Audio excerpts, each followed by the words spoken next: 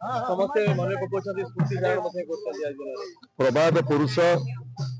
ଭାରତ ବର୍ଷ ମୁକ୍ତି ଆନ୍ଦୋଳନର ଅନନ୍ୟ जननायक नव उत्कलर निर्माता विजु बाबूंकर आज 28तम श्राद्ध दिवस रे तांको प्रति गभीर श्रद्धांजलि आम अर्पण करुचु एवं यही दिवस रे आम समस्ते संकल्प नबु प्रबाद पुरुष विजु बाबूंकर जो स्वप्न थिला जो चिंता थिला जो चेतना थिला जे ओडिशा को भारत वर्षर गोटे समृद्ध राज्य करी एवं से देखुले गोटे शताब्दीर स्वप्न किभली भाव में ओडिशार विकास प्रक्रिया को आगक नेबी से सब बेले कहते ओडिशार माटी तले रही खनिज संपद ओडिशार रही 480 किलोमीटर बेलाभूमि ओडिशार रही प्रचुर मानव संबल ये प्राचुर्य भितर ओडिया जाति केबे गरीब होइके रही पारे ना एवं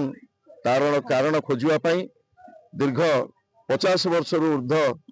समय से संग्राम करछंती किभली भाव में ओडिशा को भारत वर्षर गोटे शिल्प समृद्ध राज्य करी गढ़ी तोलिबी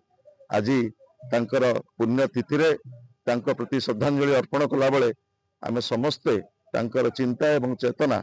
कारण तांकर प्रेरणा आम समस्त को उद्बुद्ध करू एवं तांको प्रदर्शित मार्ग रे आमे जदि किछि परिमाण रे आम व्यक्तिगत जीवन रे रूपायित करि परिबा से ही हम प्रबाद पुरुष प्रति श्रेष्ठ श्रद्धांजलि।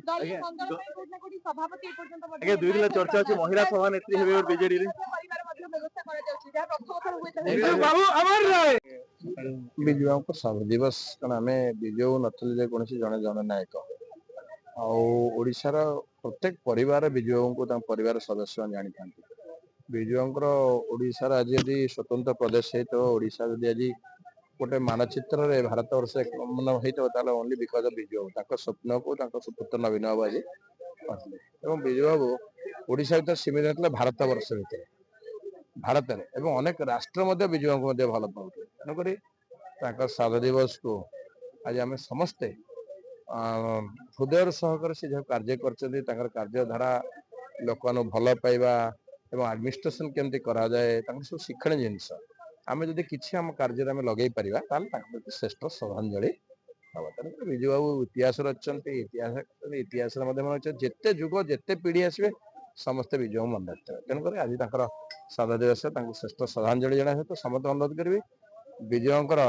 कार्यशैली कार्य कर ये भल पाइबा सब गुड़ा मन रखा उचित